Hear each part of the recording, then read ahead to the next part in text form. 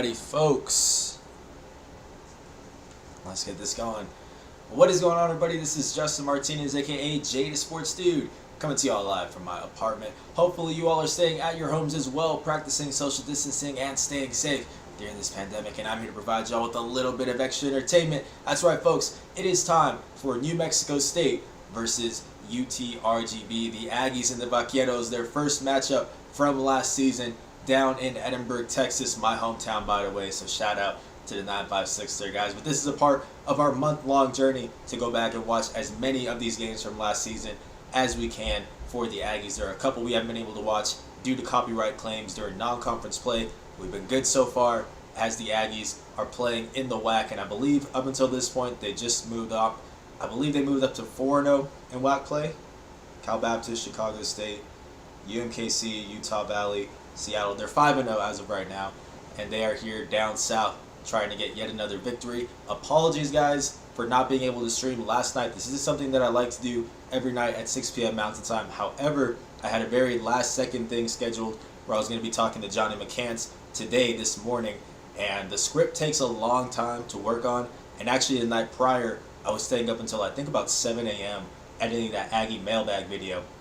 So I didn't want to do that again. I was pretty tired. So I skipped the live stream in order to write the script.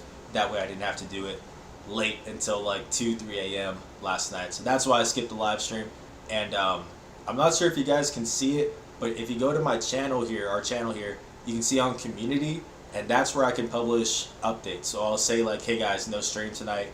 I'm not sure if you guys are checking out for that or not, but that's where if I am going to cancel something, it'll be put there that same day. But that's enough of that, guys. You already know the deal by now. I need to pull up the live stream here on my phone and correct the title, and then just make sure that I'm in frame and all that kind of good stuff before we get into this one here. So let me go ahead and do that right now. Good stuff. Let's see. But hopefully everybody's doing well, having a good day. Appreciate you guys for tuning in, whether you're watching this live or on playback. Always appreciate you guys showing support for this series. So we are changing this title to New Mexico State versus UTRGV game numero uno. Awesome. Looks like we're all set, folks. Let's go ahead and get this one going. The Vaqueros, a team that actually ended up having the 2 seed in this WAC tournament that didn't end up happening. But they made a late push last couple games of conference play last season. It's one of the more underrated squads. I do have this on mute for those who are new, just because I found that it's really hard for you guys to hear what I'm saying if we have the commentators. I've tried to lower it and find that balance, but I just haven't been able to. So that's why it's muted right now. And I will give my best Adam Young, Russ Bradford, Jack Nixon impersonation, whatever y'all want to call it. I'll try my best to commentate here. But we have the Aggies with the ball first. Evan Gilliard searching, trying to find Yvonne down low, gets it out to Jabari. Top of the arc. Leslie Varner, the third, I believe, guarding him here. Quick steal by Jordan Jackson, and that is a guy who can throw it down with authority. He's had a couple ESPN top 10 plays. He's been on ESPN a couple times for his throwdowns. One of the best dunkers in the WAC without a doubt. UTRGV here playing without Javon Levi, the eventual WAC Defensive Player of the Year. As we see a turnover there by Evan. Not sure if he stepped out of bounds. Yeah, Javon Levi, their point guard, one of the best facilitators in the country in terms of assist rate, did not play this game. He was a late scratch. I believe the day before, he had a family emergency that came up. I want to say, well, I don't want to go into it, but it was a family emergency. And so he was a late scratch to this one. New Mexico State actually didn't find out about that until the night before the game. So they had been scouting for him as if he were to play. And obviously without him, that's a huge loss for UTRGV with him being their top facilitator. So definitely that was a big factor in this one. No Javon Levi. But still, UTRGV team with plenty of firepower. Look at Jordan Jackson, who I think was their leading scorer entering this. then you look at guys like Leslie Varner, who ended up averaging around 16 points per game. An all-WAC first-team selection. Good find there by Yvonne. Downloaded Johnny. Speaking of Johnny, I did get to talk to him today for the latest episode of Stray Shooters, so for sure I will release that on Wednesday at 11 a.m. Mountain Time, and I'm still trying to get possibly AJ Harris, if not somebody else, so I can get you guys a double upload next week to make up for me not having anything this past Wednesday, since that interview with AJ did fall through. Also, when I talked to Johnny, as we see a charge drawn there by Jabari, when I talked to Johnny, he said he was going to shoot AJ a text to say, hey, get back to Justin if you still want to do the show. So we'll see if that helps.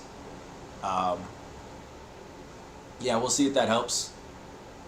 But without a doubt, we'll have at least one episode for sure on Wednesday. I'm going to edit it as soon as this is over, honestly, just so I can get it out of the way. And hopefully I'll get you guys a double upload.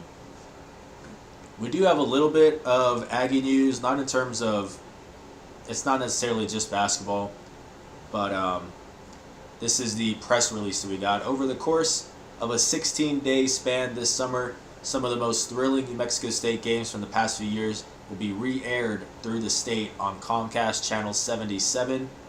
So that's something that that the Aggies or New Mexico State is doing. It's going to be called the Aggie Classics Series, is what they're doing here. Let me go ahead and look into the details here. It's going to feature one football game, 3 men's basketball games from 2017, 2018, and 2019, and then one of the greatest games in the 50-year history in the Pan American Center when the Aggies beat 7th-ranked and eventual national champions UNLV. Each of the 5 games will air at 7 p.m. Mountain Time on Comcast Channel 77. As we see Jordan Jackson, I believe, with that that MIDI there. So yeah, that's a little bit of news, not just specifically for New Mexico State basketball, but I'm gonna write something up on that as soon as this is over. I'm actually gonna text my sports editor right now, see if he can just publish the press release, since I'm doing this live stream right now. But that's gonna start June 30th. Is gonna be New Mexico State versus UNLV at 7 p.m. Mountain Time, and then it'll be July 7th will be the next one. That's New Mexico State versus New Mexico back in 2018. July 8th will be New Mexico State versus South Alabama in football. July 14th will be New Mexico State versus Grand Canyon basketball from last year. That's the Johnny McCants game winner. And then July 15th will be also men's basketball, and it'll be New Mexico State versus New Mexico back in 2017. So we'll put out that press release on our site. But that's just a little something right there that we just got maybe like 10 minutes before this live stream started. That's why I haven't written anything up yet. Cameron Montano says amazing editing skills with Aggie Mailbag. Thank you so much. Yeah, I don't even want to say how long I was working on that. I think I got started on it at around 11 p.m. on Tuesday, which I really shouldn't have. And I finished it at around 11 p.m. Wednesday, and I think I finished it around like 7 a.m. So it was like an 8-hour thing. It took a long time. I definitely shouldn't wait until 11 p.m. to start it. But yeah, glad to hear that you liked it. We're still working on making it a little bit better. I'm still waiting for the green screen to come in, and once that happens, I'll put that up behind me, and I'll probably just do like a white background or something like that. And then, no, I could do a background where it's like just the front of a house and then there's like a mailbox next to me. I think that's what I'll do, actually. And then I'm also ordering a mailman hat, like it just says USPS on it, so I'll be wearing that for all of it too. So getting real official with it. But yeah, I was really excited with how it came out, and I'm looking forward to keeping it going too. As long as you guys keep sending in questions, I'll keep this series going.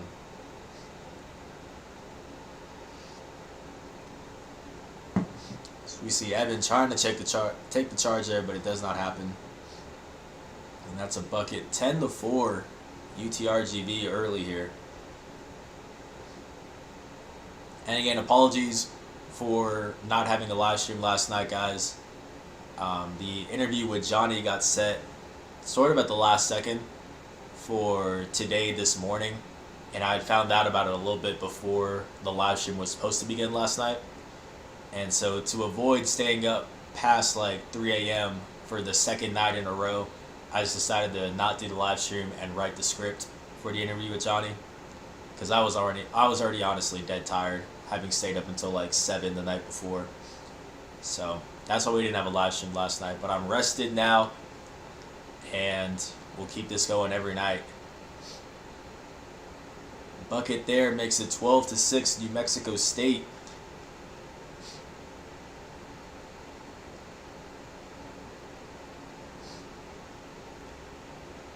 And for those who haven't seen the Aggie Mailbag video that is here on our YouTube channel, that's every Thursday at 11 a.m. Mountain Time, and there's also a written version for those who would rather just read it. It's the same questions, same answers, and that's on lcsunnews.com, so you guys can check it out there.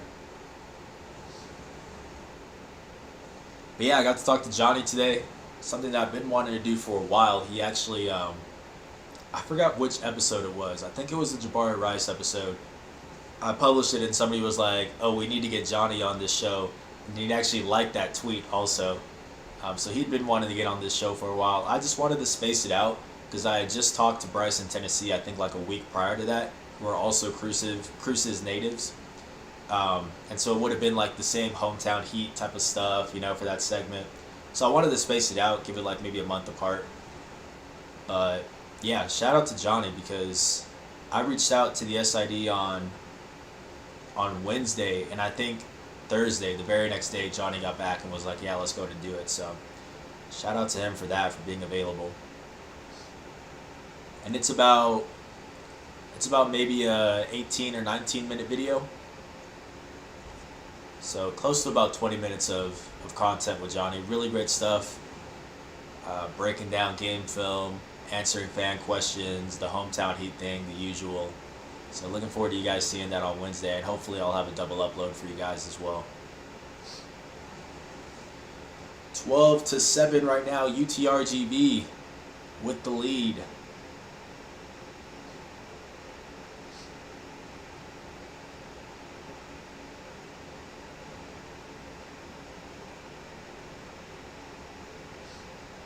Driving and thriving, Jabari Rice with the layup here.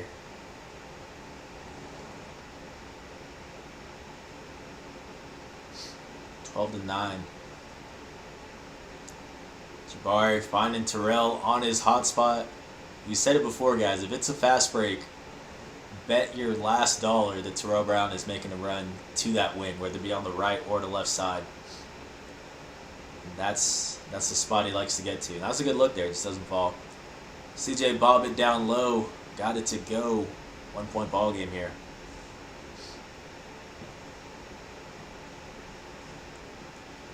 Like I said, the Vaqueros are without Javon Levi in this game, the eventual WAC Defensive Player of the Year. As that is not going to be a charge, or is it? No, it is. It is a charge. Yeah, Vaqueros without Javon Levi in this one. He was a late scratch because he did have a family emergency the day before. So was expected to play in this one. It definitely would have made a big difference. Best defender on the team, best defender in the WAC according to the voters. And just one of those guys who really similar to maybe like a Patrick Beverly in the sense that he's going to just annoy you the entire game, and I mean that in a good way. He's somebody that's just going to be up in your face. The heart and soul of that UTRGV squad, not in this one. Still a good team even without him though, and he's going to be the only main guy returning this year for his senior season, as Jordan Jackson and Leslie Varner have both graduated now.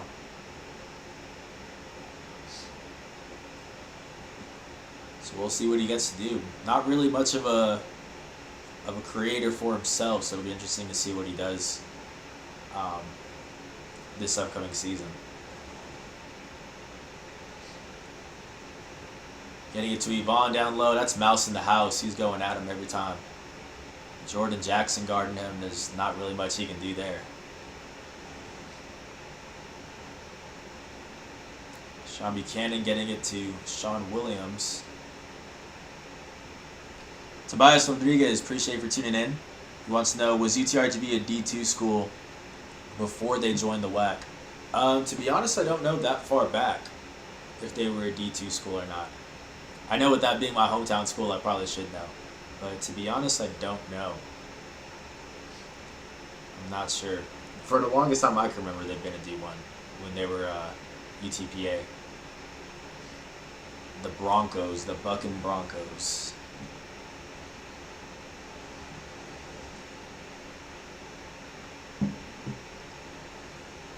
My guess is that they were, though. It's not the biggest college. As you can see by just their gym, it's not really like a stadium by any means. It's more of just a gym.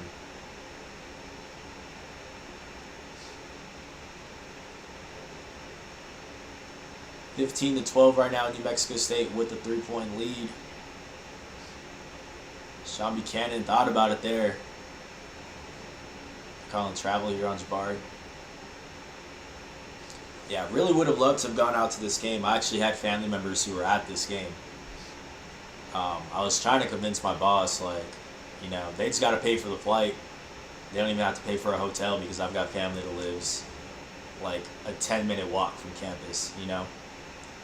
So I could have done that, but it didn't end up happening. So, although I did have some family members come up to watch the game when UTRGV came here, so that was pretty cool. The majority, as we see Jordan Jackson with another dunk, staring at the ball there. Yeah, this is a very confident team. I'll put it politely. This is a very confident team. A lot of trash talking, stuff like that. What was I saying? What was I saying just right now? I can't remember for the life of me. My bad. Anyways, 15-14 right now with just under 11 minutes to go. Aggie's trying to get this lead back.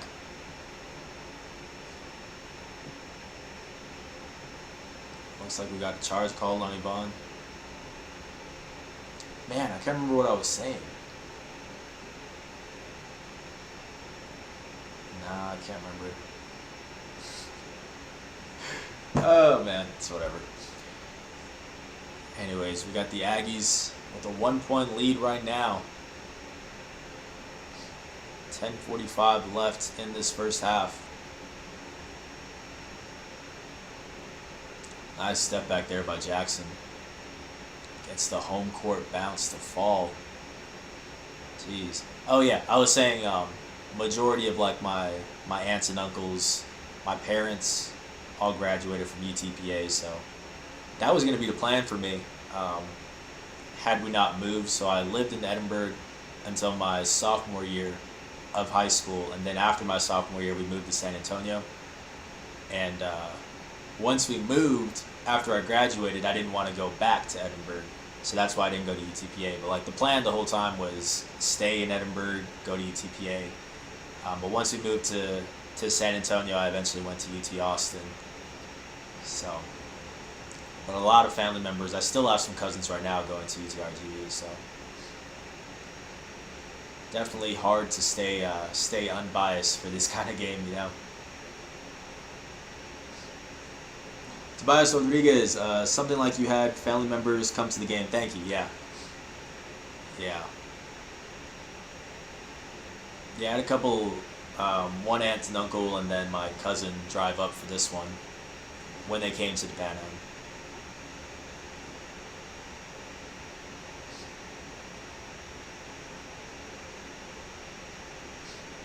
One-point game right now. Vaqueros on top. I don't like the name Vaqueros. I'm pretty sure I've said it at some point during these live streams. But with them having been called the Broncos before this, the university had like a vote for all of its students, and they were like, hey, we're doing a rebrand, this and that, so you guys get to vote whatever mascot you want. And they gave like 6 options. Vaqueros was the least voted on one. I can say that with confidence from everybody that I've talked to. Nobody voted for Vaqueros. But the school ended up just saying on second thought we're just going to name them Vaqueros anyway. So nobody likes the name. Doesn't sound very cool. People definitely prefer the Broncos. They had the huge Broncos statue whenever you walk into campus and stuff. They had to get rid of that. People weren't happy. I don't remember why they changed it, to be honest with you. We see a 3-ball there by Jabari Rice. Tobias Rodriguez asked, does UTRGV have a rival? Not really. Not really that I can think of. No, they've got a little thing with like UTSA because they're both some of the smaller like UT affiliated schools. And that's about it. That's about it. They really don't have definitely nothing to the extent of like New Mexico State and New Mexico. They don't really have an in-state rival. Because really the only big in-state rivalry in Texas is Texas and Texas A&M. And that's about it.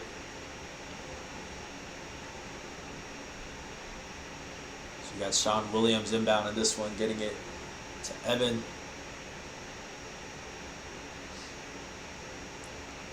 Close one here, 18-16. Aggie's up by a bucket. Another 3-ball by Jabari. He's feeling it. That's a heat check. That's a heat check for sure. Leslie Varner with the ball here. This probably is my favorite player to watch outside of New Mexico State players in the WAC is Leslie Varner. Really great two-way player. One of the more underrated two-way players. I guess not underrated anymore because he got on the All-WAC first team. But normally when you name the best players in the WAC, he's not a name that comes up. But I'll say that. Do I want to say that? He's up there with the best two-way players in the WAC. Like I probably would still give it to Trev. But I'll put Leslie Varner right underneath there as the second best two-way player in the conference. Great defender, can handle the ball really well for his size. Good three-point shooter. Yeah, he's somebody whose game I really like.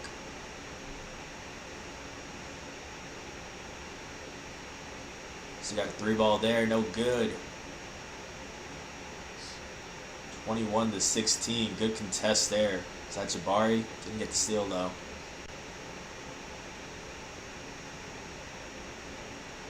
Little pull-up, got it to go. 3-point ball game, 7:40 left in this first half. Shout out to everybody who's watching this. Whether you guys watching this live or on playback, I appreciate it.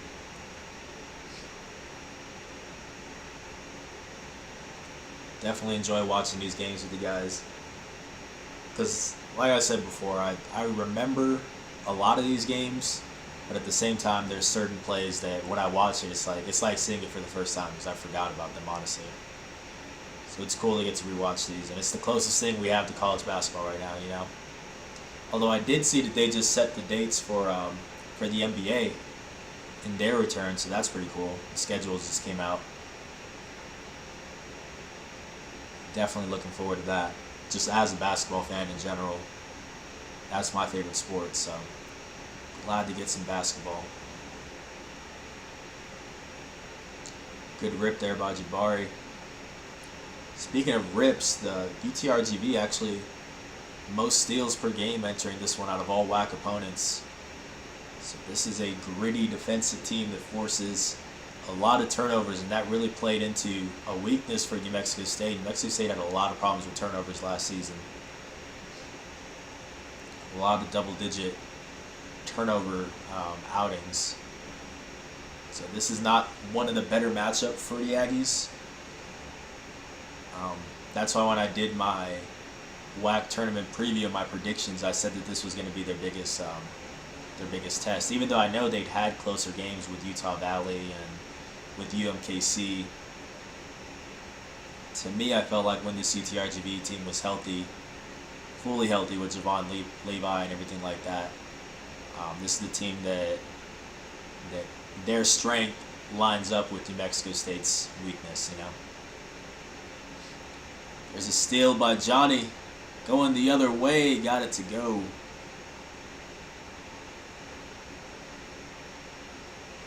Really looking forward to you guys getting to see that interview with Johnny. Great person to talk to every time.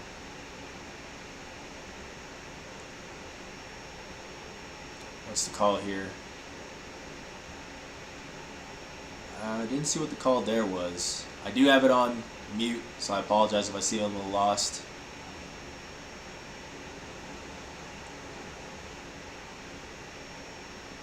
Huh. I'm thinking like over the back on Jabari, but that doesn't seem right.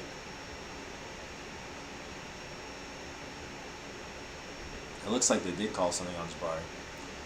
Not sure what that is. Stephen M., happy Friday. Justin, any good news? Appreciate you for tuning in, Stephen. There's a little bit of news for men's basketball. I'll go ahead and read it again. The team is doing an Aggie Classic series where they're going to go back and rewatch some of the best games from both football and from basketball. There's going to be 5 games. It'll air at 7 p.m. Mountain Time on Comcast Channel 77. So June 30th is going to be the first one, and that's New Mexico State versus UNLV basketball in 1990, where they beat the eventual national champions. July 7th is going to be New Mexico State basketball versus New Mexico in 2018. July 8th is New Mexico State football versus South Alabama. July 14th is New Mexico State basketball versus Grand Canyon last year, the McCants game winner. And then July 15th is New Mexico State versus New Mexico basketball in 2017. So I'm still waiting for a response from my sports editor. I'm going to try to have him just put that out in a press release on our website right now so you guys can check it out. I would have done it right now, but it happened maybe like 10 minutes before this live stream started, so I didn't get to write anything up for it. But yeah, we'll have that on our site. But that's really the only news right now for New Mexico State at the moment. Tobias Rodriguez says, I think UTRGV and Tarleton are going to have some pretty good battles. Yeah, I mean that could definitely become sort of an in-state thing now since they're in the same conference. That's true. Yeah, I didn't really think about that. Because I've been trying to think of an actual rival. There's really no, like, they're playing this team, so this is going to be a full gym, stuff like that. The closest thing I can think to is whenever they play UTSA. And even then, they rarely do that. It's just the fact that they're both UT affiliates.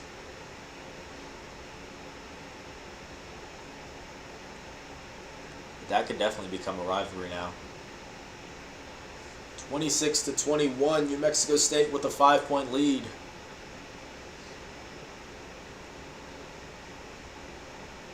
I had some stuff that I was working on right before this live stream, and I hadn't eaten all day because we got a 3-ball by Terrell, got it to go. Yeah, I hadn't eaten all day, and I finished this thing I was working on at maybe like 5, and I was like, do I want to try to eat right now really quickly before this live stream? Because I don't think I could wait until like afterwards. So I like drove really quick over the Canes, got back here and like scarfed down some food in maybe like a span of 10 minutes and then started the live stream like 2 minutes later. So I'm like super full right now. I'm like trying to stretch out, and if you guys can see, I probably should have just waited until after the live stream.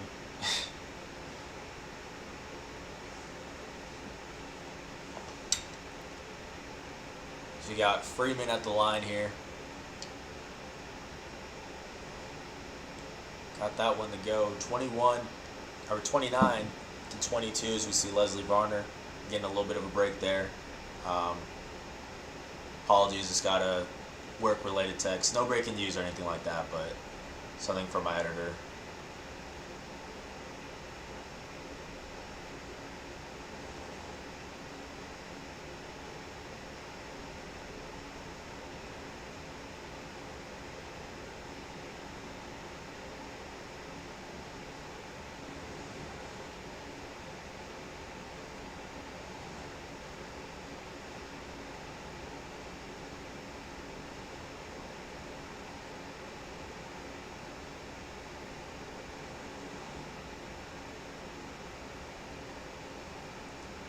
Yeah, we're trying to get that press release up there right now. But today's actually his off day, so if he can't, then I'll put the press release on our site as soon as this live stream's over. Maybe like a half hour later. It takes a little while to put it up there, but we'll get that up there for you guys.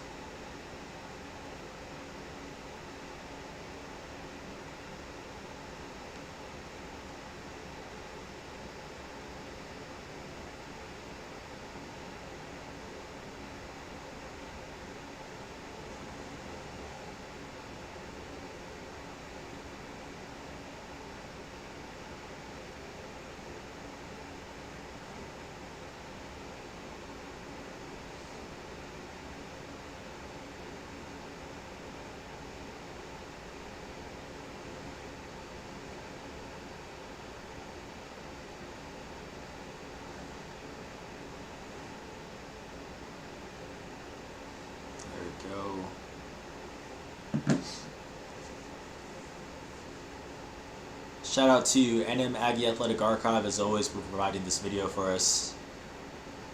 Definitely go make sure to go subscribe to their channel. Show them some love, because we wouldn't be able to watch these games without them. There's a couple games we watched from 04 NM Aggie, so go subscribe to them as well. So we got a 6-point ball game with 3:47 left in the first half.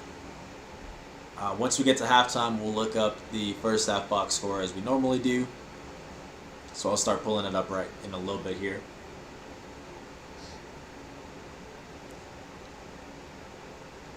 We'll start pulling that up right now, actually. Get that all ready to go.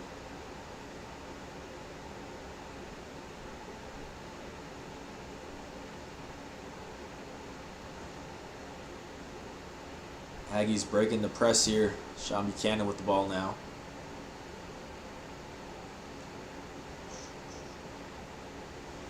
Alright, cool. We got the box score pulled up.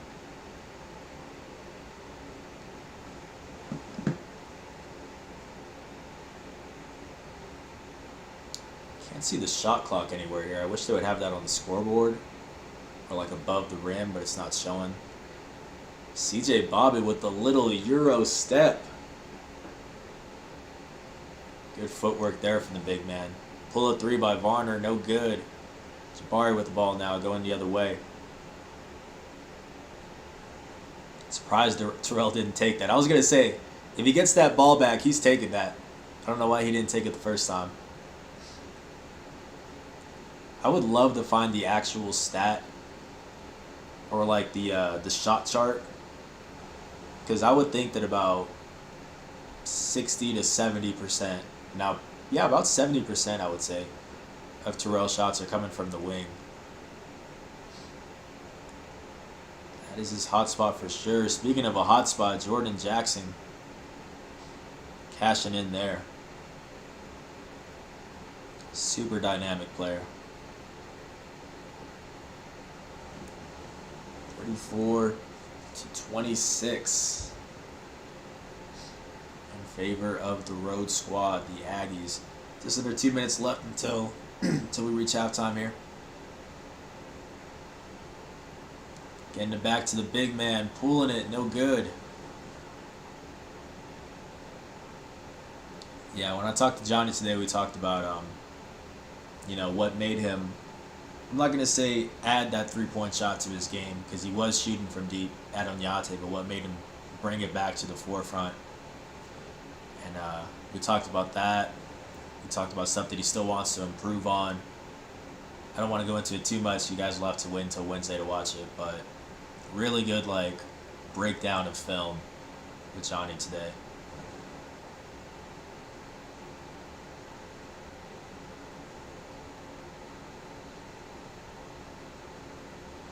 I will say though, as we get a three-pointer there, I will say that he had family members texting him when the All-WAC first team came out from last season, and they felt that he should have been on that All-WAC first team.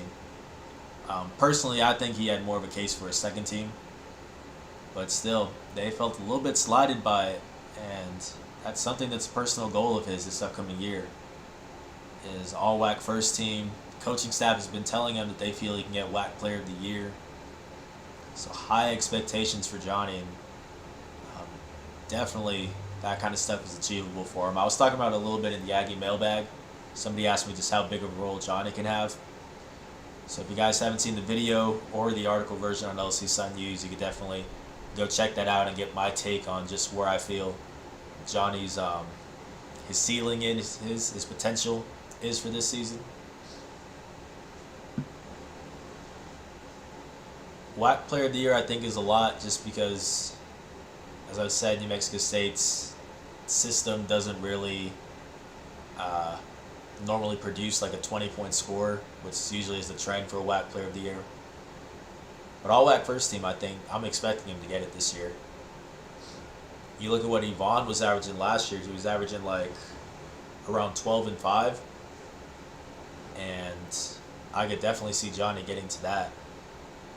He was already at 9 and 6 last year, and I think both points and rebounds should go up, because if Yvonne's gone, the rebounds go up. Guys like Trev, Terrell, Yvonne are gone. That points are going to go up as well. I think the ballpark I gave him was around maybe 12 points, 8 rebounds.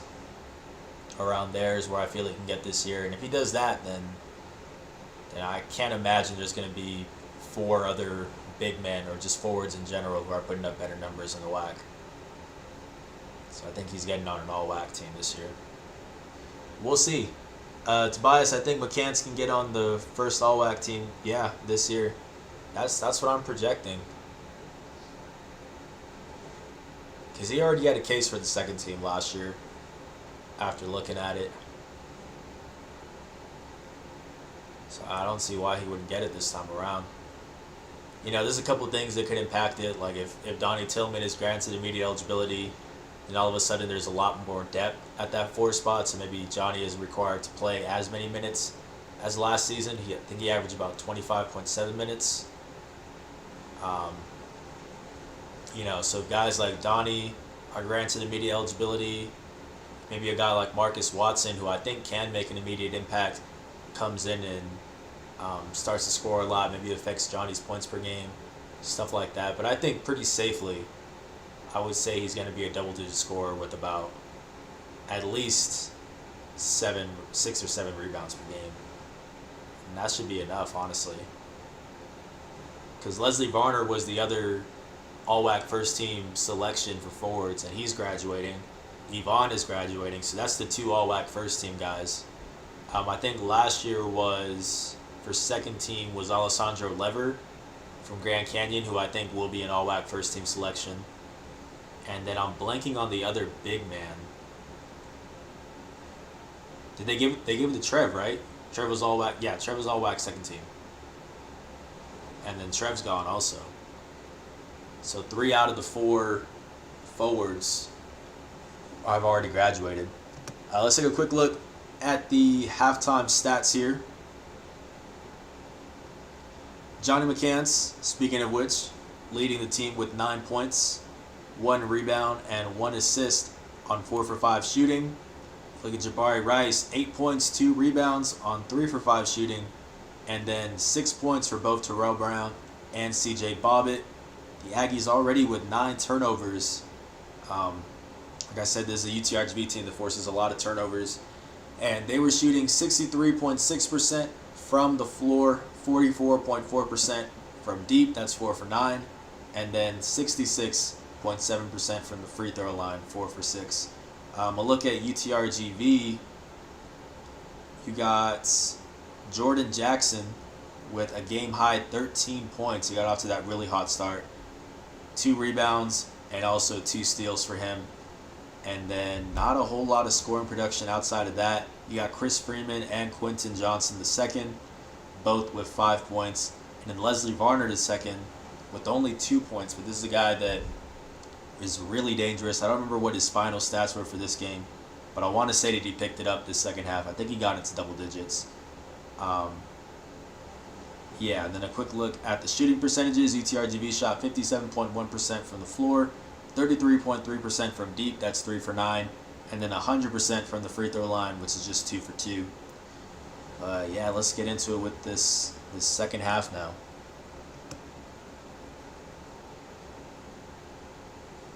Good game so far too, 36-29. Aggies started off from behind but recovered, got themselves a 7-point lead. Tobias Rodriguez asked, did AJ's episode come out yet? It hasn't come out yet. Still haven't heard back from him. As we see Jordan Jackson hit the shot. Still haven't heard back from him, unfortunately. So right now the only one that I have, the interview that's been recorded, is Johnny McCants today. And I'm going to edit that as soon as this live stream's over. But hopefully I can get AJ as well. So that way, when Wednesday comes around, this upcoming Wednesday, I'll have a double upload for you guys. But I'm still waiting. The SID is still waiting to hear from AJ, but I don't think he's reaching out to him anymore just because he'd been asking him the past couple days.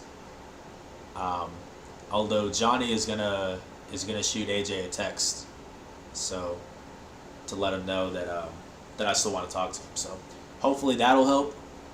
We'll see what happens. I could message AJ. I don't have his number. Or no, I do have his number. I think I have his number. I could text him or DM him or something. I think I might do that again. Because, yeah, that's definitely somebody that I still want to talk to.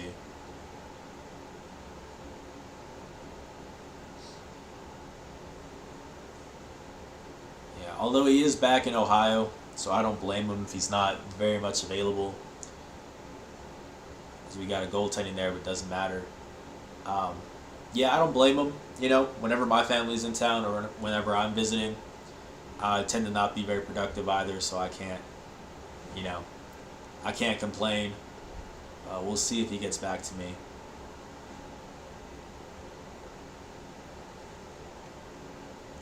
And yeah, on Twitter, I think I sent out. I think I sent it out on Wednesday, the day the episode was going to be released. I said, "Hey guys, no episodes. You know, it had to get pushed back." And that's all that I said. And people were like, "Oh, why is it getting pushed back? This and that." I didn't want to straight up just say that, you know, it's because AJ flaked on the interview, because I don't want people to think like I'm taking it like in any negative way. I get it. He's, you know, he's got family. He's hanging out with them and stuff. So that's why I didn't go into detail about it on Twitter. Um, yeah, I pretty much just had to say, you know, it's just delayed. It sucks, but it is what it is. Especially when it's an off-season web series, you know. They're not required to get back to me during the off-season. Well, I mean, they're not required to get to me at all at any point, so this is the only time that we haven't had something be on time, as we see Evan with a three-point shot. That's including straight shooter, I think, during the season. This is the only time we've had to delay an episode. So, you know, when it's one in like 30 interviews, I can't get upset about it. Because I know a lot of guys who are beat writers for other universities, and they would kill to have that good of like a success rate in terms of, you ask, can I talk to this guy, and they say sure. It's usually, I would say, in like the 70% range, where the player doesn't get back, or maybe the SID isn't the best SID, and he just doesn't set it up, or just the coach just doesn't want you talking to a certain guy, you know. So this is just a very rare instance in my case, and so for that reason, it's all good. 43-35, New Mexico State with 16:50 left. Aggie's trying to improve to 6-0 in WAC play, I believe, with this one here. Last of a 3-game road stretch, I believe, too. Let's see what tomorrow's game is going to be. The one we'll be watching tomorrow night. I'm pretty sure it was just a 3-game road stretch here. And I want to say it was like Cal State Bakersfield they play next. Yeah, Cal State Bakersfield in Cruces will be tomorrow night's game. Another really close game, 2-possession ball game.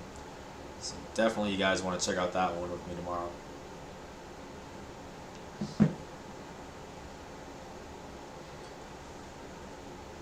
Cal State Bakersfield no longer in the WAC, both them and Missouri Kansas City on their way out, and then Tarleton and Dixie State replacing them.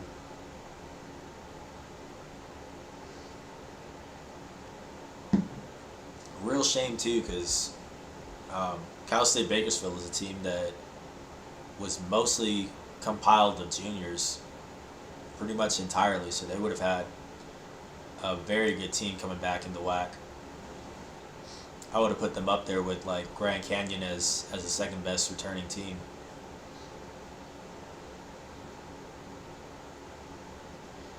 Eight-point game right now. Johnny driving was looking for Ebon, but it got cut off there. At least a turnover and an and one by Jordan Jackson. As good of a finisher as he gets in the WAC, without a doubt.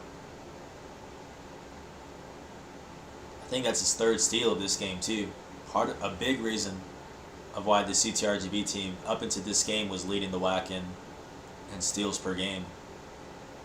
Him and Levi, who isn't playing this game, but these are two guys that do a great job of reading where that ball's going and picking it off.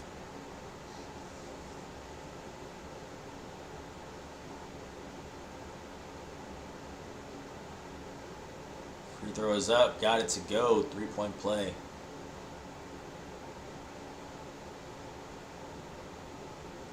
(43-38) with pretty much 16 minutes left in this contest, folks. Shout out to everybody for tuning in. As always, hopefully you guys are enjoying this. If you are, please leave a like, subscribe, all that good stuff. So we got Evan with the ball right here. Freeman defending him.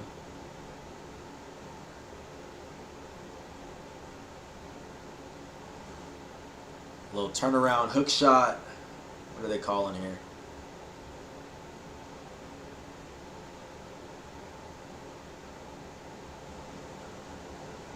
Didn't see what that call was there. I do have it muted, so I feel like I say that about twice, 2 or 3 times every game. I really would love to be able to find that good balance where you guys can hear the commentator and me. Yeah, that's kind of frustrating. Jackson with the ball here. Sean Buchanan up in his jersey.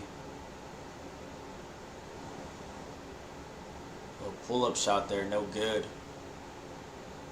It's one of his spots, just the mid-range in general. I already hit a couple of them in this game in that first half.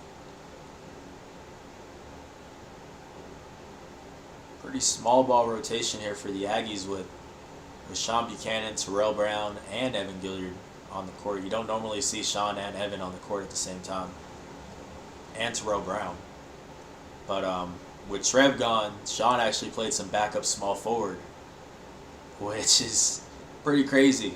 And Jans was saying that he was the only guard who actually knew like the plays for the small forward position, and that's why he had to step in at that. So that just speaks volumes to the preparation, the IQ, just the unselfishness by Sean to just play whatever role the team needs him to play. Because honestly, he has no business being a small forward, you know. In Division I basketball or any form of college basketball with just his height. But willing to do whatever the team needs there, so we got him as a small forward. Tobias Rodriguez asked, did Sean Williams land a school yet? He is not. Still keeping tabs on it, but he is not yet. Him nor DeJour Joseph, neither of them have. And yeah, once that happens, I'll definitely put out an article about it and let you guys know, like when I start off a live stream, that kind of stuff.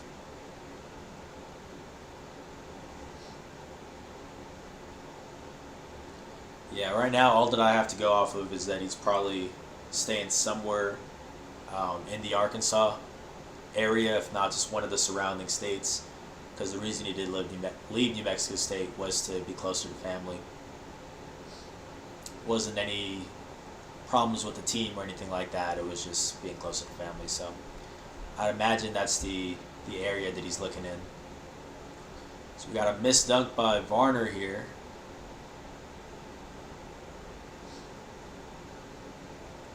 Still a 5-point ball game with 14:44 left.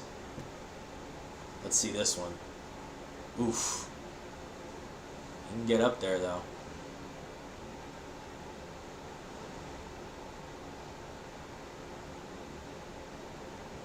This is what makes Varner so dangerous too. This guy's guarding the 1 spot right now, you know?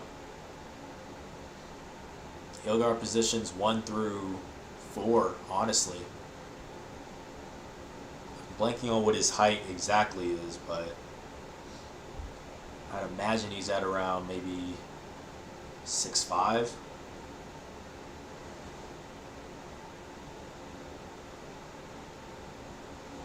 Six, 7. Yeah. He's out there guarding Evan right now on the perimeter, you know? Yeah, part of the reason why I really like his game a lot.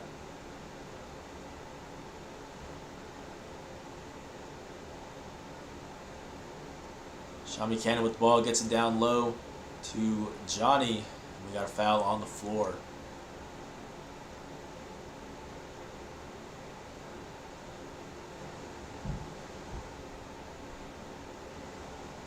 A little contact on the elbows there.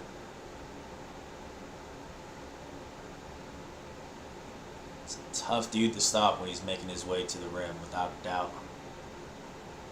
One of the plays that I showed Johnny today is very similar to that one, where he's just getting a full head of steam. And Johnny got to talk about that one. I don't want to say too much about it, but yeah, it's a big part of his game, is that he's a tough guy to stop. It's the reason why he led the team in 2-point percentage this past season, and also led the team in 3-point percentage as well. Super efficient. 6-point ball game with 14-17 left. Tobias says Varner would have made a good Aggie. I think so too. He's also, of like UTRGV's big three, he's the one that talks the less trash. Stuff like that. He's a very quiet player. Just looks to be a good teammate. So yeah, I could definitely see him working out well in that system, especially getting slid down to that power forward spot, and just pretty much providing like a similar role to what Johnny does. Obviously not as strong as Johnny, but the playing styles on offense actually aren't that different.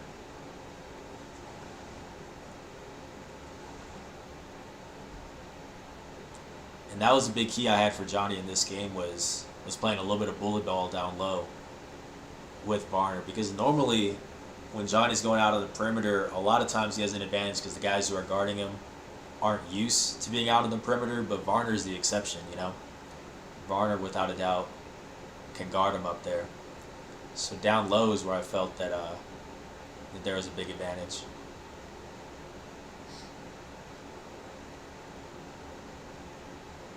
Good find right there, and an easy little finish for the Spaniard. Still waiting to talk to Yvonne as well for straight shooter. That's something someone I really want to talk to. I was talking to Johnny about that today, just off camera, and he was like suggesting a couple guys that he thinks I should talk to. So we're gonna try to make that work as well. I don't feel it would be that bad. I don't know what Yvonne's like signal, his service connection is like over there in Spain, but the actual like international aspect shouldn't be that bad, other than just me having to probably the interview really early, because I don't know what the exact time change is. I went out to Spain a long time ago, like 6 or 7 years ago, so I don't remember what the time difference was, but it's a pretty considerable one. So I think that's honestly one of the big problems with it. We're going to try to make that work for sure. Let me see what the time difference is. What time is it in Madrid right now? So it's about 3 o'clock in the morning over there, and it's 7 here. That's an 8-hour difference. So normally I interview guys at around maybe noon, like maybe 2 o'clock is when I interview people normally. So I would have to wake up at like 4 a.m. to do the interview. That'll be fun. That'll be fun. Unless he has time in the afternoon, like maybe 6 p.m. his time. Get the interview done at 10, you know? We'll see. Evan with the 3-point shot, no good. 8-point ball game. Aggies had the lead pretty much I think this whole second half, but can't quite pull away. UTRGV still in it.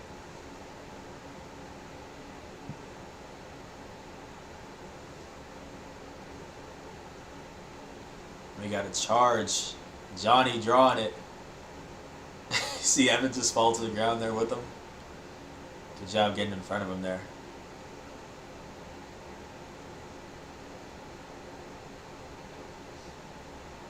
Yeah, that footwork, staying in front of guys, is another thing we talked about today.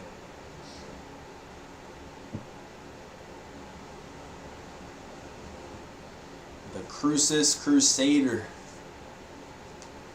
Oñate Lum. Still goes out to a lot of Oñate games. I saw a couple photos of him at some. Whenever Oñate plays Centennial, I think him and then Bryson, Tennessee, also went out to that game. So that's pretty cool. Showing support for their high schools.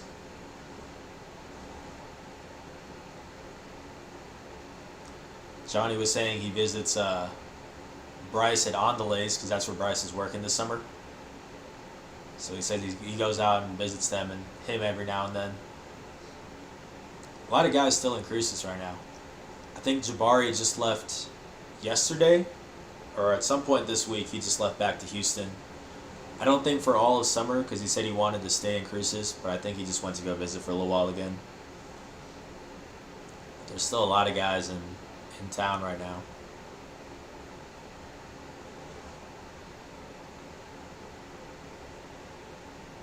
Eight-point ball game, 11:30 left.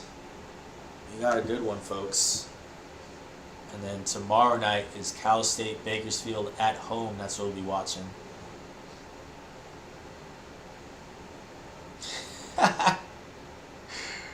That's pretty funny. Expectation, the Aggies logo, and then was it Yosemite Sam? That's pretty funny. So we got Varner driving and thriving, 6-point ball game.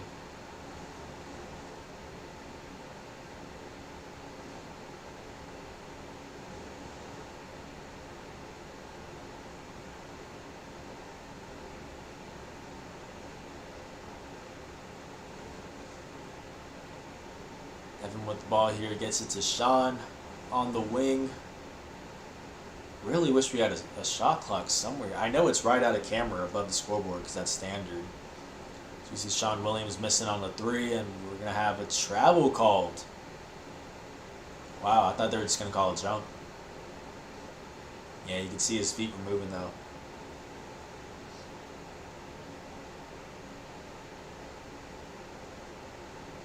Let's see it. A little friendly nudge by Yvonne there. Looks like the refs didn't see it though. That leads to a turnover, but then the Aggies turn it right back. Ball don't lie, I guess. 6-point game with just under 11 minutes to go. 2-possession ball game here. Varner, a little step back on the mid-range. Jeez. Honestly, you can just do it all. On the offensive side of the ball, on defense. I don't know what his professional aspirations are because I've never talked to him personally, but somebody's going to pay him to play basketball, without a doubt.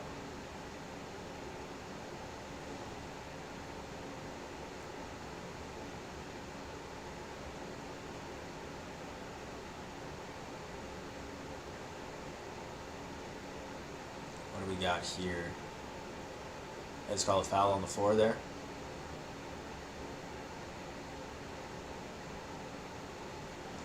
Looks like it.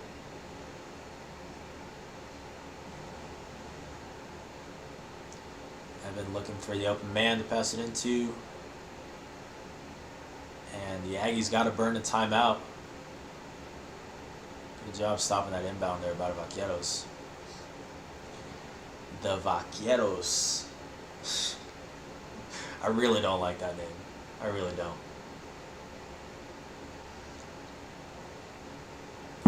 Okay. Those are upcoming games for UTRGV. Got Grand Canyon, Cal State, Bakersfield, Kansas City, Chicago State.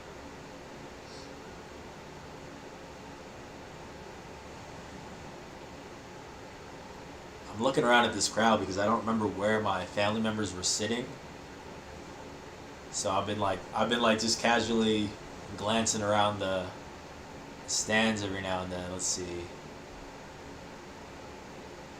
Nah. Don't see anyone. I don't know what they were wearing or anything like that though.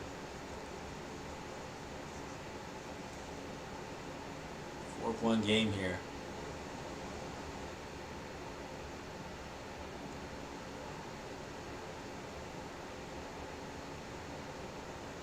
And we got another foul on the floor. It looks like Evan got bumped.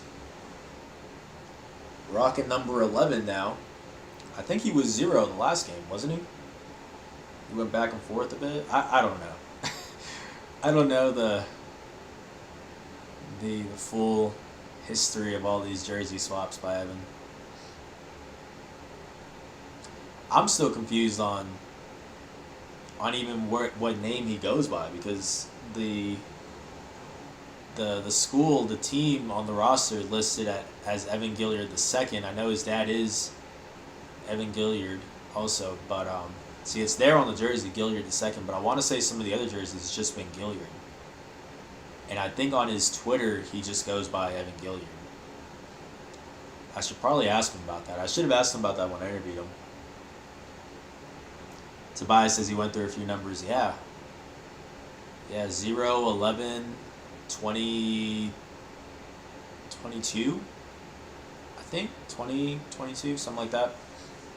Yeah, I need to ask him though, because I think for all the articles I've been writing, I'm pretty sure they all say Evan Gilliard II, just because that's what the team says. But yeah, I need to ask him, and that way I can have a consistent one to go to whenever I write his article this season.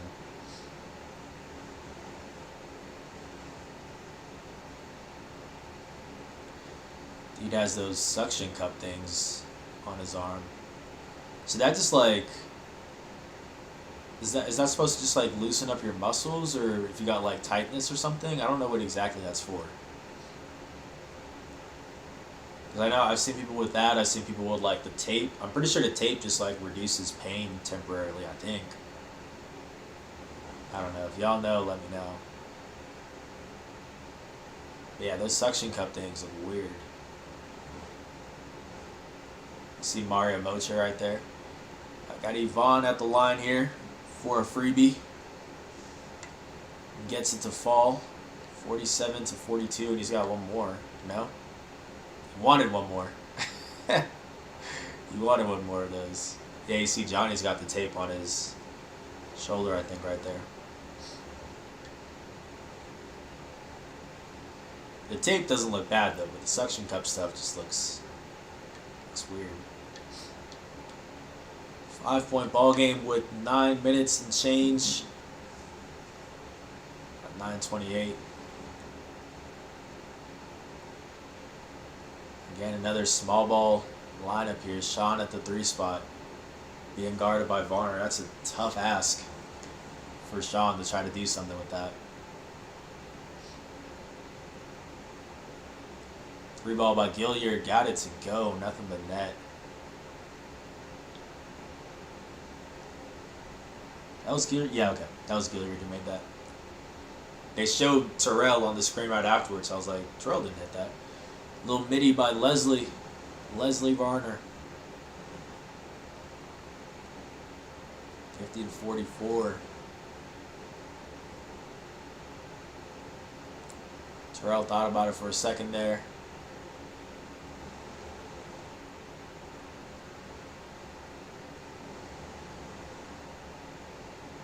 .8:30 left in this one. So once this game's over, we'll do the normal thing. We'll go back and see what my final score prediction was, as we got Terrell, Cash Money, Corner Pocket Rocket. Yeah, once this game is over, we'll look up what my final score prediction was, see how off I was. We'll look up the final box score, and then we'll look up quotes from the team. I don't remember who we talked to. It's kind of a growing theme. If it's a road game, I don't remember who we talked to. Because I don't do the interviews on the road. They just send me the video or the audio, what have you. So that's why I don't remember any of them. We'll do all of that after this game. And then tomorrow night is Cal State Bakersfield. The runners, the road runners.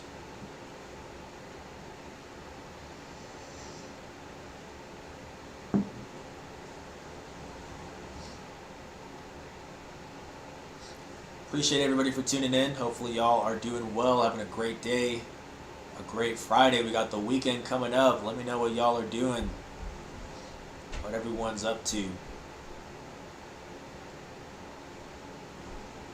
I don't have anything planned right now.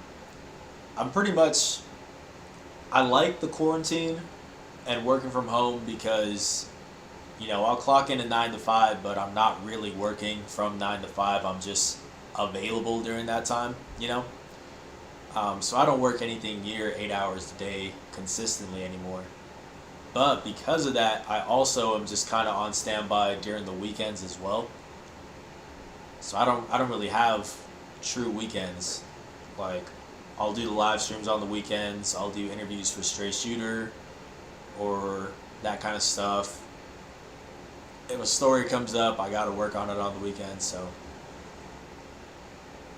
I'll have some stuff tomorrow and Sunday that I got to do.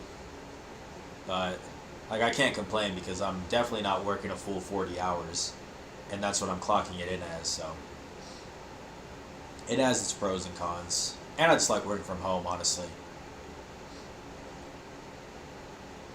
It's a little hard to be productive sometimes, you know, but I still like it. I just need to get an actual, like, real setup. Like, I have a little office, and like, I have a spare room that I use as an office. But I really want to get that green screen just to make things just seem a little bit more professional. I don't know if I'll use that for these live streams or not, because I've just been sitting on my couch for every interview and stuff. So we see Johnny with the bucket. I guess I could just... So, like, over here, right off camera, where I did the Aggie mailbag, is just my living room. Or not my living room, my kitchen. Like a dining area. And I just moved the chairs and did it there. I think if I get the green screen... he's Steven M. He says, "Don't tell your boss you are not working full time." No, he knows, and that's why whenever they ask me to do anything on the weekend, I have to do it because it makes up for it. As we see Sean with the bucket there, but yeah, I think once I get the green screen, I can probably do these live streams just sitting down at my dining table, I guess, and then put the green screen behind it. That's probably what I'll end up doing. Because I don't want to just stand in front of a green screen for like an hour and a half, So I think that's probably what I'll end up doing. Because I can't put it behind here. I'd have to move the whole couch to leave room for it. And even then, the couch would still be there, So I don't want to do that. It'd probably be over there. Or just in my office. We'll see. I'll move some stuff around. But it does look like we'll still be working from home for a while. At first, when I came back from Whack Vegas, they had told me we were going to quarantine, I think, for the next 2 months through the end of May. And then that ended, and they were like, okay, well, now it's just on like a month-to-month basis, pretty much. But I haven't seen any signs of us going back to the offices. I've only been back to the office a couple times to just pick up or drop off stuff. So my guess is that I'll be working from home for honestly most of this year, is what I would think. Anyways, 9-point game right now, 6:35 left to go. Look at Evan shaking and baking. Yeah, it's a tough guy to stick to. Jordan Jackson thriving, and he's going to get fouled. Selling it a bit with a little head fake. That always helps get the foul call.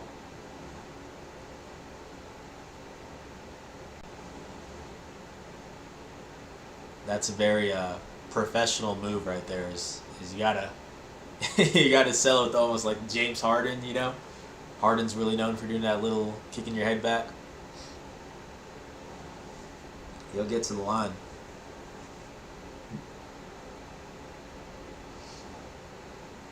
That's funny though, Steven. Yeah, I mean, nobody on our staff is working full time right now.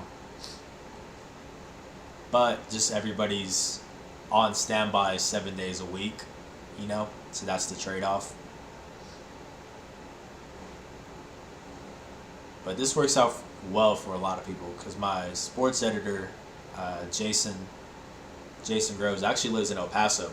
He moved out there with his wife, I think last year. Like, as soon as I got here, he moved.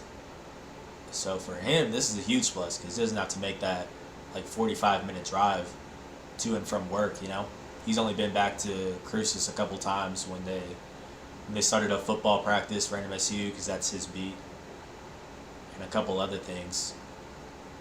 But like this is really convenient for him. I've been thinking about getting a I've been thinking about getting a dog because I haven't had one since like my my family dog, which obviously didn't come travel with me. So I've been thinking about doing that, and like now would be the great time to get one that's an actual puppy and like train it and everything because I'm gonna be here all the time, as opposed to me having to go to the office from 9 to 5. So yeah, it definitely has its pros for sure. Work from home. So we got Yvonne with a little turnaround shot. 12-point game with 5:45 left to go.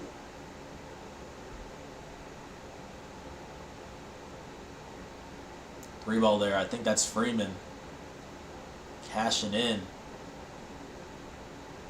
Believe that, yeah. Freeman with the bucket. Steven, can your fans name your dog? That's funny. I mean, I'm open to suggestions, man. I still don't know what kind of dog I want to get. The problem is that my apartment has a weight limit of 25 pounds. As we see Evan missing the shot. Sean with, I think, his second offensive rebound in this game. Even though it doesn't go down. Yeah, the weight limit's like 25, and I want to get something like a German Shepherd, a Lab, something bigger. So maybe like for the first couple months when I have it, it'll be good. But obviously a full-grown one is going to be way over 25 pounds. So yeah, I haven't thought of any names or anything like that, so I'm open to suggestions. So we got Jordan Jackson with the shot.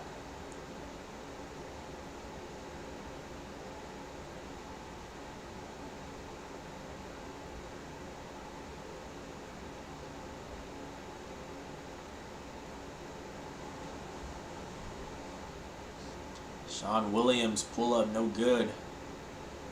Yvonne fighting for the board, but they're saying he stepped out. Tough, good hustle though. Yvonne can't believe it. Can we get a replay of that? Did they have that? No? Yeah? Let's see. Oh. Yeah. Yeah, touch. It's a little confusing because he touched the gray line. There's the gray and then there's the orange. I don't know why they do that. So the gray is out of bounds. But you would think they would just have it be just orange, So it's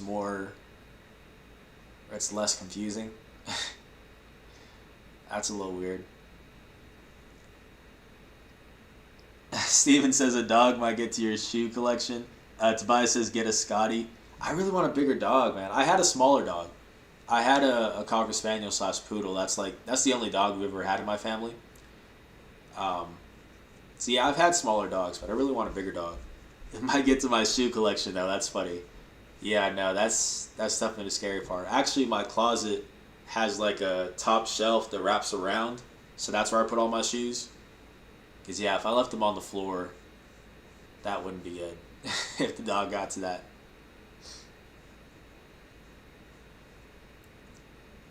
But I do like Scotties though. I have an aunt who has one. But yeah, I don't know. I just want a bigger dog, one that I can take like hiking with me and stuff like that. I'm trying to get into doing that more. I would love to get a husky. That's the dog that I really want to get. But just with this weather, I don't know if I want to do that to it. Then there's like an Aussie would be cool too, an Australian Shepherd. But yeah, most places, because I was looking around at other apartments in case I wanted to move instead of renew my lease here. So we see Vaughn with the putback and one. Most places are, if they do allow dogs, which not a lot of them do, if they do, they have that 25-pound limit, which really, really sucks. If I found one that didn't have that limit, I probably would have moved because my lease ended this month because I've actually been here. I think next Tuesday is exactly 1 year since I got here. So yeah, my lease ended this month, so I had to renew it or move. And if I found a place that didn't have a weight limit, I would have moved there. But I couldn't, so I just ended up staying here. Signed another 1-year lease. And also, I just hate moving too. Because I've moved twice the past 2 years. Austin to North Dakota to here. So I'm sick of moving, honestly. Tobias says the 25-pound limit doesn't give you much options. Yeah, exactly. Like, after the first year or so, like a lab or a shepherd or something is going to be over that already, you know? And then I don't know how that works, because if I move and I get a puppy right now, it's under the 25-pound weight limit, but like a year later, are they going to say, hey, your dog's getting pretty big, we got to kick you out, you know? Like, is that how that works? I don't know. I don't know how that would work, or if maybe they just make an exception because it was under 25 pounds when I signed the lease, you know? I'm not sure. This would be my first time owning a dog, like, personally, since I moved, so I don't know how any of that works. And then I've got people saying I can get, like, a cat and stuff. I'm really not that into cats. Like, I don't have any problem with them, but I just don't see myself owning one. I'm really more of a dog person. So we got Jordan Jackson at the line here.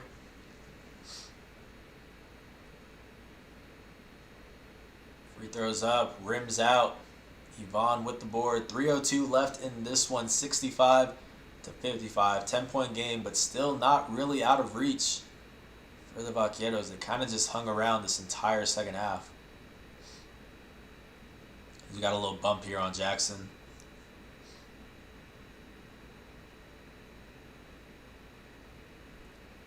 Yeah, this scoreboard isn't the best. Doesn't have a shot clock, and then it's not saying who's in the bonus or not either, because we see Johnny going to the line now.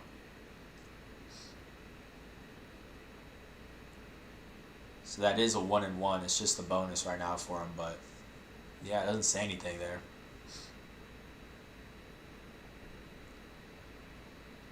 Shot down low. Does get it to go, but it's not going to count. Foul beforehand. Just knifing his way down low. Taking the contact. Looking for the contact. Yeah, really good at drawing fouls. Is Jordan Jackson. And so they got to be in the bonus too then, because that was on the floor. But I don't know. So it is a single. Okay, it's a 1-1 right now. They're not in the double yet. 65-56, a 9-point game with 2:39 left. Shout out to everybody for tuning in, whether you guys are watching this live or on playback. I appreciate it. If you guys are enjoying this, please leave a like, subscribe. Check out our other stuff too, the Aggie mailbag video. Really happy with how that came out. Hopefully you guys enjoyed that as well. Looking forward to making that a weekly thing every Thursday at 11 a.m. Mountain Time. I think I'm going to start collecting questions on Tuesday, though. I mean, on Mondays now. Because I don't want to have to stay up until really late the day the stories due anymore, or the articles due anymore. So if I collect questions on Monday, I can write the article on Tuesday and record the video on Wednesday. You know, I think that's what I'm going to start to do. So, yeah, this upcoming Monday, I'll start collecting questions for the next mailbag. On Twitter, on Aggie Alert, on our Facebook page, on my email, all that stuff. So you got Jabari with the layup, making it an 8-point game. 2 minutes and 7 seconds to go. Eric Jimenez, appreciate you for tuning in. He says, where is the A.J. Harris stray shooter? Yeah, unfortunately, A.J. just never got back to me. I think you asked me on Twitter why it was delayed. I didn't want to say it on Twitter because I didn't want it to sound like I'm calling out AJ for not following through with the interview, because he would have seen it if I had done that, since he was tagged in the original post. So yeah, that's why I didn't say the exact reason on Twitter, but we did have an interview set up on Tuesday for 2 o'clock, and he just never got back to me. And the SID's been trying to reach out to him, but you know, he's back home with family right now. He's not checking his phone, I'm guessing. So yeah, that's what's up with that. I did just talk to Johnny today, so we have that interview done. It's going to be published this upcoming Wednesday, and then Johnny is going to text AJ and see if he still wants to do the straight shooter interview, and then hopefully I'll be able to have a double upload for you guys on Wednesday to where we'll have both the Johnny interview and the AJ one. So that's the plan right now, but yeah, just if he doesn't get back to me, there's just not much I can do about it, unfortunately. But I still have the script written up. I've got the video, the fan questions. So like if he gets back to me right now, I'll be good to get this interview done. So we'll see what happens there. Steven says AJ's on Instagram all day. I don't know about any of that. I don't follow the guy's Instagrams. Yeah, he posted something on Twitter yesterday, like last night. But I want to say that was like one of the only things he's tweeted out the past couple days. So it is what it is, man. Like I was saying, this is the only time out of the 20 straight shooter episodes and then the 7 stray shooter episodes that we've had to push back a published date. So I really can't complain. Like there's a lot of beat writers at other papers and other schools that I know that to go like 27 for 28 like I am or something like that, whatever it is, like that's a really ridiculously good percentage. When I was at UT writing for the student paper, that percentage wasn't nearly as high. It was like in the 60s. So this is the one case where unfortunately we couldn't get it to happen on time. So it's not too bad. 67 to 60. Eric says thanks for the update. Yeah, no problem, man. Yeah, sorry it gets delayed. I really hate having to do that, but you know, there's just not much I can do. Under a minute left, 5-point ball game. Sean thought about that one. What do we got here? I do have this on mute so you guys can hear me, so I don't know what's going on right now. It looked like it was just a timeout called. Or they're reviewing something. The official look over at the clock operators. I saw the scoreboard operator show a stopwatch, and now I see the clock operator and shot clock operator talking. So they're looking at the replay. I thought it started on time, didn't it? Okay, so just problems with the shot clock. That's all that is there.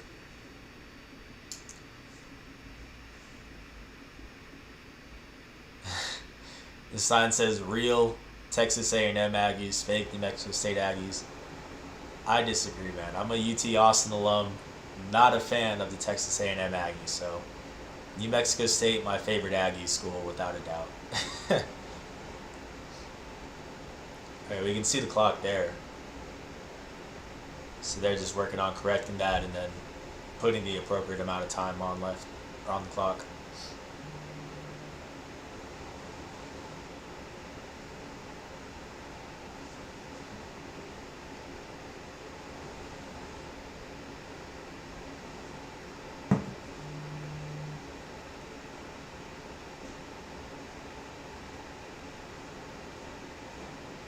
Once again, shout out to NM Aggie Athletic Archive for providing this video. And I think all but about 2 of the videos that we've been watching so far have been courtesy of them. So show them some love on their YouTube channel, NM Aggie Athletic Archive. They've got all but about 2 or 3 games from last season. They've got a couple from the year prior, and they've got some football games as well. So make sure to go check them out. Aggie's set to inbound here. Looks like they got all of that corrected. Let's see how much time they put back on the clock here. 53 seconds. 5-point ball game. No room for error for the Vaqueros here. They need to stop. And we got a foul that should still be... I don't know if that's double bonus yet because it's not showing up on the scoreboard. But it will be free throws here. So we got a little bump there on Quentin Johnson, I believe. I believe his name is Quentin. I follow him on Twitter. I think it's Quentin. Evan at the line here. for 1 or 2 free throws. We don't know because I'm trying to see on the scoreboard back there. Looks like, okay. Double bonus. First one is no good.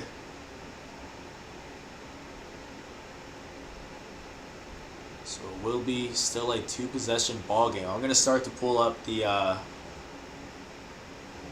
final box score and all that good stuff. But actually, I'll do that once the game's over because I don't want to miss any of this.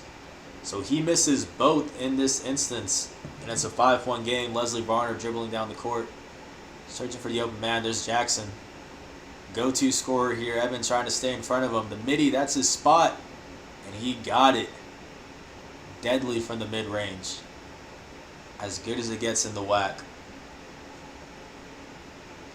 Tobias, for being a good shooter, Evan struggles at the free throw line. That's something that he had talked to me about that he really felt needed a lot of improvement this past season. Was his free throw shooting. He sent out some tweets about it too. That it really bothers him when he misses those shots. And yeah, those were 2 big ones. It did not fall. Could have put the game away. Essentially. You see some UTRGV fans. I'm still looking in the crowd because, like I said, I did have some family members here at this game with me being from Edinburgh. But I still can't find any family members there. I don't know where they were sitting. But that's kind of like what I've been looking at in the background during this whole live stream. Is trying to find them. I don't know what they were wearing or anything like that. I'm sure it was just one of those orange UTRGV shirts. I think they hand those out before games and stuff. That's why they're like waving them around. It's an interesting dance move right there.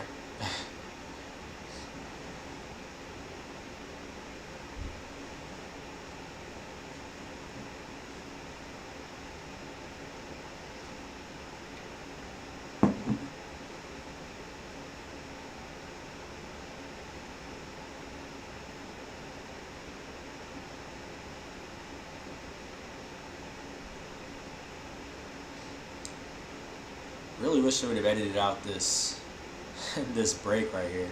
They'd been doing that this whole video, so that's good. But this isn't too long of a video, I don't think. About an hour 27. It's actually a little bit long. 32 seconds left. 3-point game. Just a slight difference from the shot clock here. 2-second difference as we got. This is the team that most steals per game in the WAC, UTRGV. Trying to force something there, but the Aggies break the press, and we got Yvonne at the charity stripe. Another guy who's had his problems at the free throw line.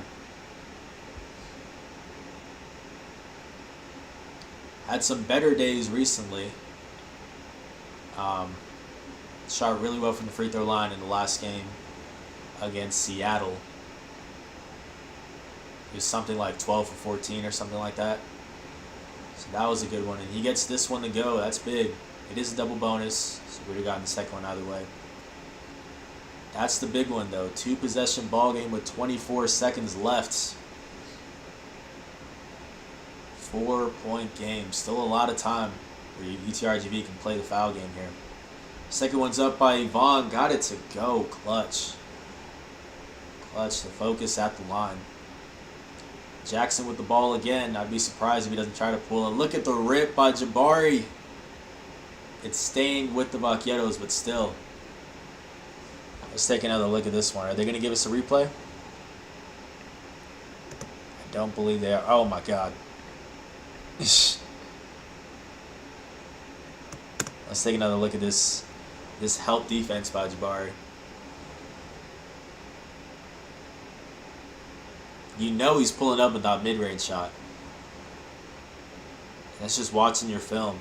If he kicks it out, so be it. You know, Jackson's the more dangerous scorer, especially in that mid-range. It's a good decision to help out at the last second. So you got that, looks like Sean Buchanan on the deck. Eric Jimenez says, I wish Evan was able to score more. He's offensively gifted. But I know the system calls for point guards to be more of a facilitator. Yeah, I think you pretty much got that on the nose, is that it's just the system that's calling for it. He was the leading scorer at UTEP prior to joining the Aggies. And in that interview we had with him, he said that he struggled with that at first when he got here. He fought Jans about it, about really having to sacrifice his stats for the better of the team, quite frankly. But I think C.J. Roberts, incoming transfer from Ranger College, who is immediately eligible, is going to really help take off some of that passing burden for Evan. He's another guy who can pass the ball really well. He's going to be the backup point guard. 3-ball, no good there. Leslie Varner with the putback, also no good. Aggie's looking good now. Slowing it down, and that'll do it. Yeah, I think C.J. Roberts is going to help out a lot. Jabari, obviously a plenty capable passer. Because definitely C.J. is capable, or Evan, is capable of averaging double-digit points per game. That's going to do it here, folks. 67 to 62, Aggies win. Eric says yes, and 20-plus against UNM in the pit as a minor. Yeah, he's a bucket, without a doubt.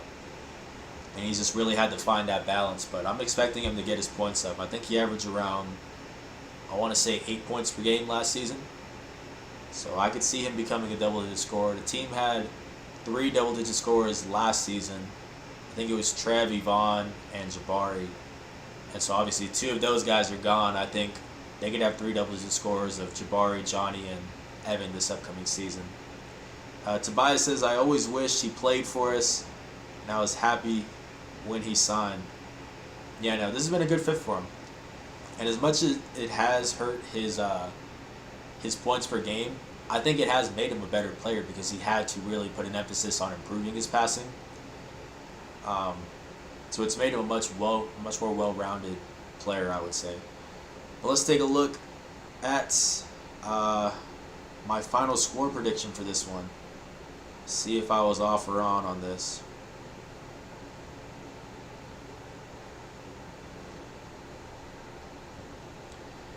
All right. So for this one, my prediction was New Mexico State 72, UTRGV 68. Not too bad. 67 to 62, I'll take that. 4-point game turned out to be a 5-point game. Let's take a look at the final box score. Check that out. So for New Mexico State, it was Ivan Auricoechea with a team-high 19 points, 4 boards, and 2 dimes on 7 for 9 shooting, 5 for 7 shooting from the free throw line. So another good performance from him from the charity stripe, something to build on. Johnny McCants, the only other double-digit scorer with 12 points, 7 boards, and 3 assists on 5 for 6 shooting. Then you look at Terrell Brown, 9 points and 2 assists on 3 for 6 shooting, 3 for 4 from deep. So that was all of his points. Trev did sit out this one, so Terrell stepping it up there to help fill in on that role. And then Evan also with 9 points and 3 assists on 3 for 7 shooting. The Aggies had 17 turnovers in this one, which is to be expected with the amount of turnovers the UTRGV forces. Still a really big number there. 55.6% shooting from the floor for the Aggies, 40% shooting from deep, that's 8 for 20, and then 56.3% from the charity stripe, 9 for 16. A look at UTRGV, 26 points, a game high for Jordan Jackson. 3 assists, 3 rebounds, 10 for 14 shooting, efficient numbers. Dude's a monster. Leslie Varner II, after only having 2 points at halftime, he finishes with 13 points. So he did have a big second half. 5 rebounds and an assist on 6 for 16 shooting. And Quentin Johnson, 9 points on 4 for 7 shooting. 15 turnovers for the Vaqueros, 50% shooting from the floor exactly. 33.3% shooting from deep, that's 5 for 15. And 90% shooting from the free throw line, 9 for 10. Let's take a quick look at what the quotes that we got from this game, if I can find this article. I think if I just search the final score, I'll be able to find it. For those who follow these live streams, you guys know I always struggle to find these recap articles. There we go. Aggies outgunned Jackson and the Vaqueros is the headline for this one. We only got to talk to Jans after this game, and this is him talking about the win following Trevelyan Queen's injury because he did.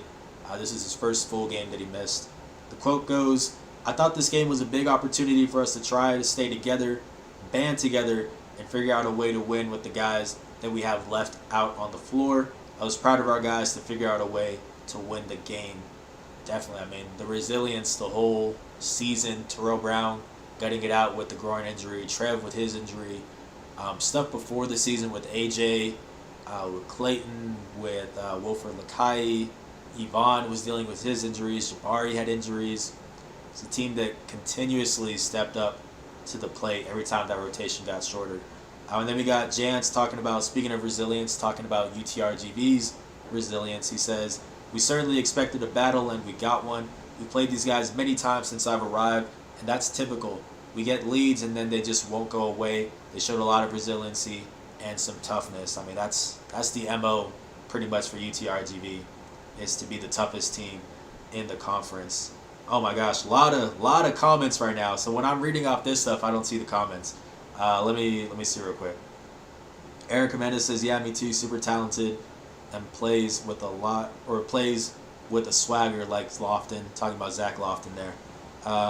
Eric Jimenez also says, "Super excited for CJ." Yeah, I'm excited for him too.